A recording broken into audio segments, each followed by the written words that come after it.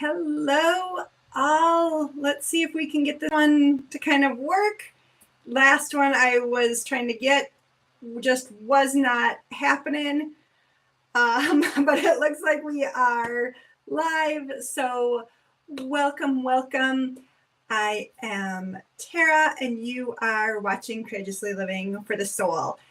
And tonight I have a fun topic to talk about. I want to talk about using sound to actually clear energy and shift and change energy.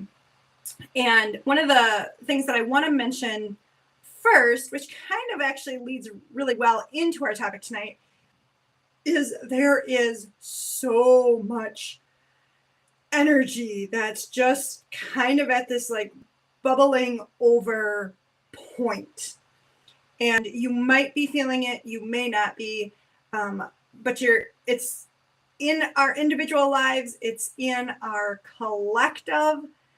And so anything that you can do to kind of help regulate yourself, help regulate others in your family or in your friend group that are open to this kind of stuff is really going to help as we keep going into this intense energy. Part of the reason we are in this intense energy right now is because Saturn is in the last degree of Pisces.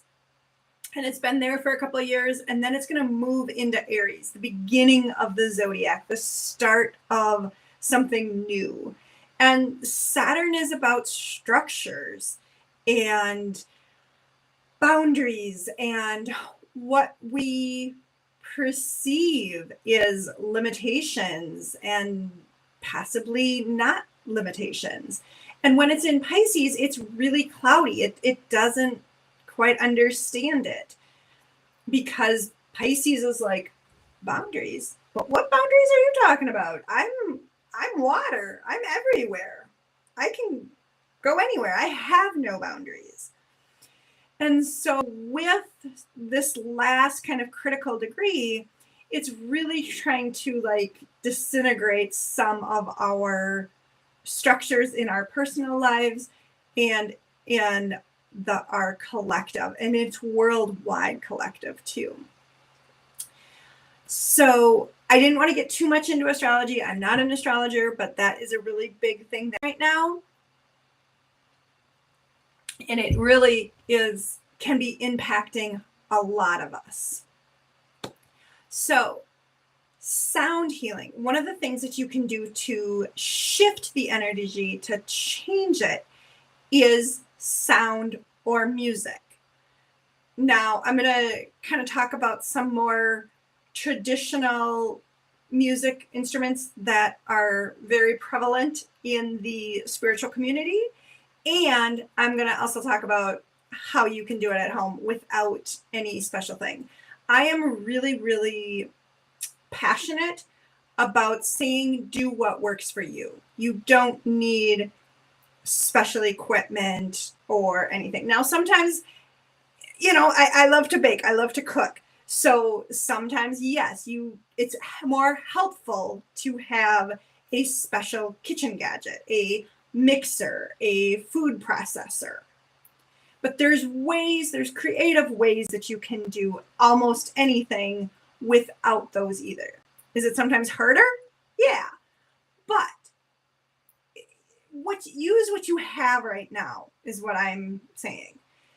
So I want to tell you why I actually started learning about doing energy and sound healing is actually because of my grandpa. When my grandpa had shingles, he was in so much pain, and we were trying to figure out different ways to allow him to kind of release some of that pain.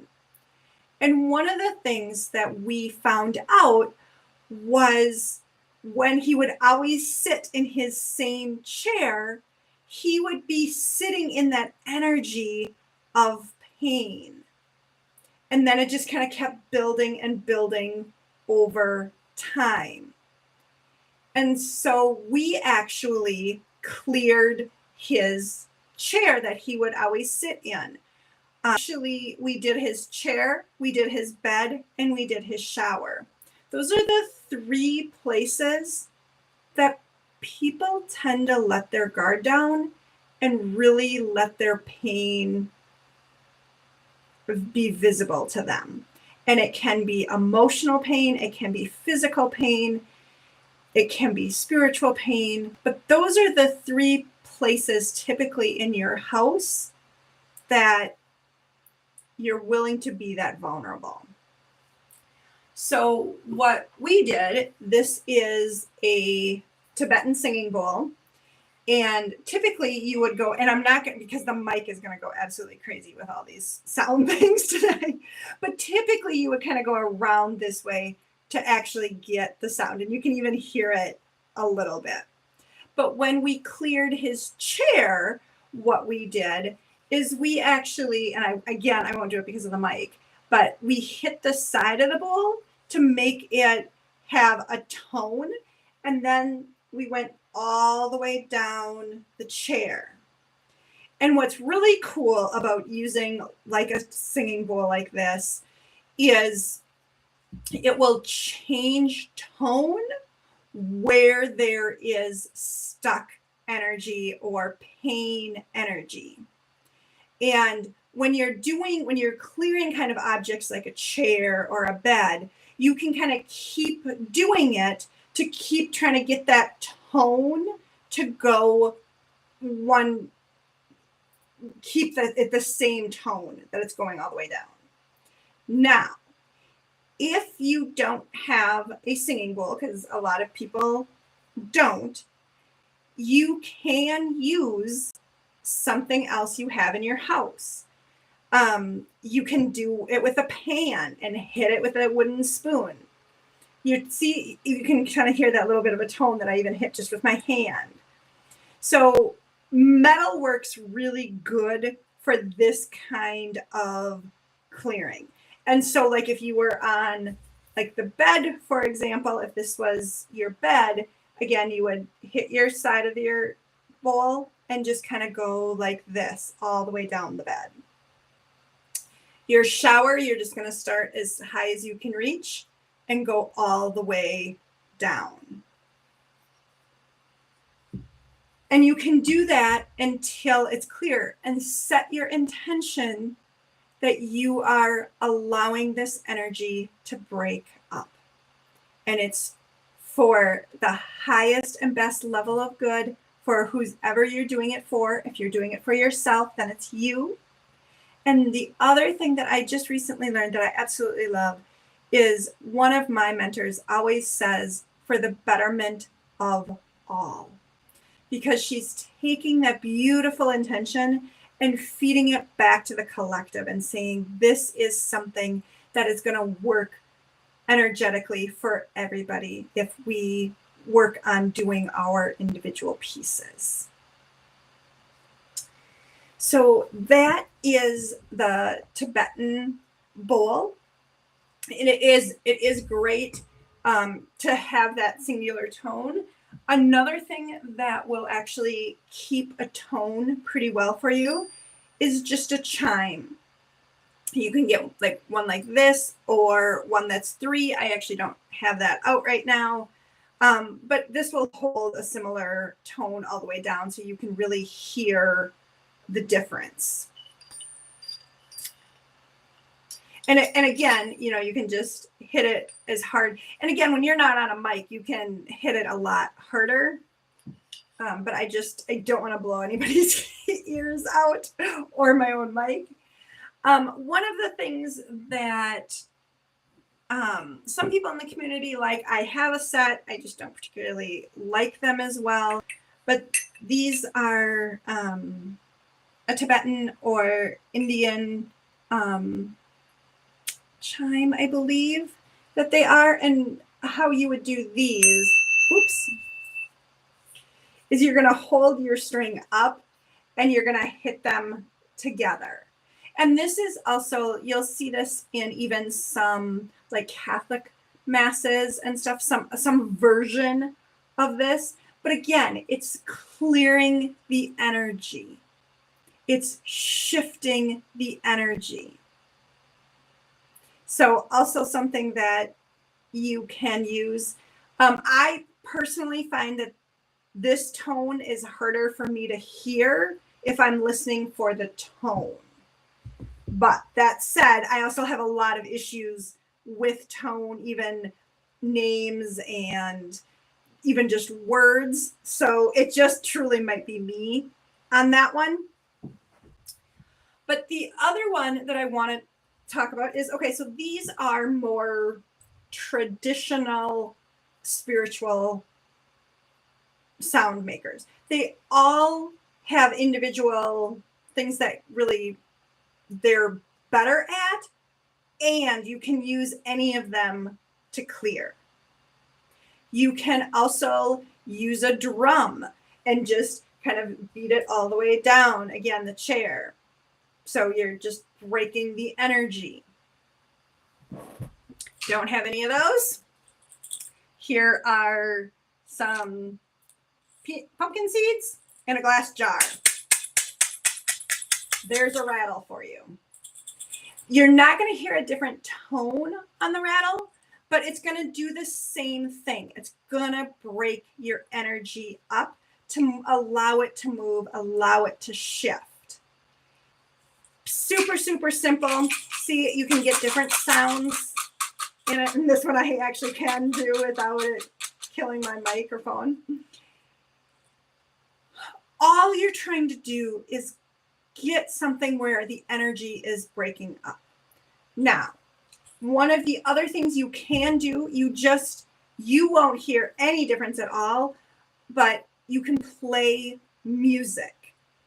Playing music will shift and change energy too. So any of this method works for clearing like inanimate objects like chairs. It also works for people, but I will say just be a little more careful on that. That's really kind of a whole other topic that I don't want to get into with this live. But there's a lot more nuances of that, and we also don't want to blow anybody's eardrums out if we, hit a metal container right next to their ear. So just be really, really careful on that. For this topic, let's just kind of stay more on the inanimate objects that you're trying to clear. Now, one of the other things that it actually can clear too is just really intense energy. Have you ever walked into a room that they just had a fight in, and you're like, ooh, this is kind of icky energy? Or maybe it was you. Maybe you and your spouse or you and your partner had a fight, and that energy stays in the room until you clear it, which is one reason where relationships do tend to fight in the same spot, because that energy is already there. And so you're already there, you walk in, and then you pound on your spouse because the energy is already there. Even if whatever you're arguing about or disagreeing about wasn't even that big to begin with, you're pulling in that old kind of stale energy. So it's really important to clear your space fairly regularly. And so what I typically will do is I will use one of these things in my space, or sometimes I'll just do music. If it's just kind of a normal day and I feel that the energy is normally pretty good, I probably will just play a little bit of music just to kind of help move the energy. And then I always go back and I will use like Florida water or Palo Santo. I'm not a big sage person, but there's sage or other bundles that you can burn of incense or herbs. Whatever kind of resonates with you, and you're just kind of clearing it. Watch out for smoke detectors. That is a noise you do not want to trigger if you are using anything that you've burned and then blown out and want the smoke. So, been there, done that. Definitely managed to trigger a few smoke detectors. But let's say you don't have anything that you would technically use to clear with. Oh, there was a pup sighting. You can just set the intention that this room is being filled with love and healing for my highest and best good and the betterment of all. Regardless of who you're doing it for, you always want to include yourself for the highest and best and then the betterment of all. And you can do variations of that. I just really like, I learned it from two different mentors. I've learned, well, more than two actually. So a lot of people say the highest level of good. And I just, one of my mentors, Dana, who I'm going to be talking more about as we move forward, she said, it's really important that we put for the best because it really is for our best intention too. And then Pam is the one who said for the collective. And I love combining those. I think for me personally, it's just such a beautiful empowerment to just kind of end the intention. Now, if you're religious, you can also say a prayer too. Again, you're just bringing in high energy, love, respect, peace, healing, anything that feels good to you is what you're trying to fill the space with energy. And you're using these as a tool to help you break up the energy faster. Because so let's say,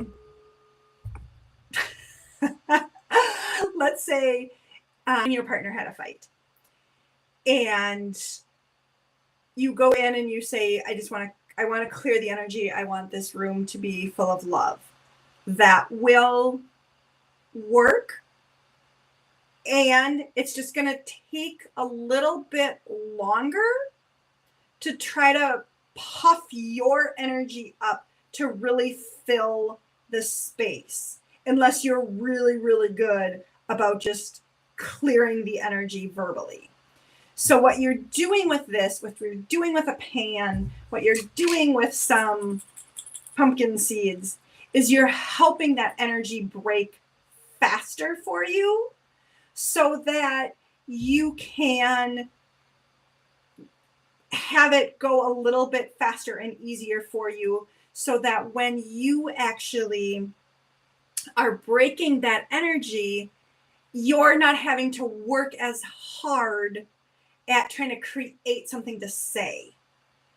That's what basically all of these sound healings do, is it helps you break the energy a little bit faster. So I know I covered a lot right now. What questions do you guys have, if any, about kind of doing some clearing with sound, clearing with any sage or Florida water or anything like that? I know these are still relatively new lives, so I always welcome questions ahead of time, and I also welcome questions now. And it's totally cool if you just don't have any questions right now, and you watch this and you kind of think about it and you're like, oh, hey, what about? Go ahead, put them in this video, and I will answer them as best I can. I will say that I have done sound healing, sound clearing, for years. Probably almost 20 some years, I've worked with different things. One other thing I will say is there is also crystal Tibetan bowls, singing bowls.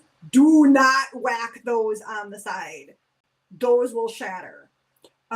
You only want to whack the metal bowls on the side, not the crystal glass ones. But yeah, so for me personally, I would say I probably go for my bowl the most. It is something that I really like, and I like the sound of it. And for me, it's a really easy sound pitch to hear the difference of. And that is the topic I have for you tonight. Also, again, please be aware that there is a lot of energy around right now. And so whatever you can do to kind of help regulate your own nervous system is going to be great. And again, you don't need any of these like spiritual sound instruments. You can use music. You can use something as simple as pumpkin seeds in a glass. You can use a pan. Just start to be conscious and aware of where you're starting to feel energy being intense. Now, if it's at work, even though I said I was going to end, let's talk about it a little bit at work. Because obviously most places you're not going to be able to go into work and whack a Tibetan bowl. Might help a lot of places. But you're not going to be able to do it there by and large, especially in our Western society right now. So if you can play music at your desk, that will help your area. And also then setting the intention for your area. This is really where you might end up doing a lot more verbal intention versus a sound instrument to kind of help break up that energy. By and large, if you're not used to doing any of this, trying to do your entire work is going to be way too much. Focus on the area that you are most likely in, and then fill that energy, put that intention out there. Say, this is my intention, is to have my workspace be respected, my workspace to feel peaceful, my workspace to feel productive. Whatever word you want your workspace to feel, do that, and do that for several days until you kind of really start to notice a difference in your workspace. As you get better at it, you can make that bigger. And you're not even having to necessarily be in that same area. But start small and keep working up toward however big you want to go. Maybe it's, to your department. And then if you get your department really where you kind of feel like you walk in and you're like, oh, I can feel a difference as soon as I hit my department. Then you maybe want to do, your floor, or like if you're in retail, do your section of retail and then kind of expand out to where else other people are. So that is all different ways to kind of help. But again, you're just moving that really stuck energy that can impact your ability to work, your ability to feel comfortable in your own home. So wherever you're doing it, just know you might need to do it a few times, especially as you're new. And with that, I'm going to end this live stream and allow you to ask questions in this video below. And I always end all my videos with a self-hug. Self-hug. And I will see you on the next video. Bye for now.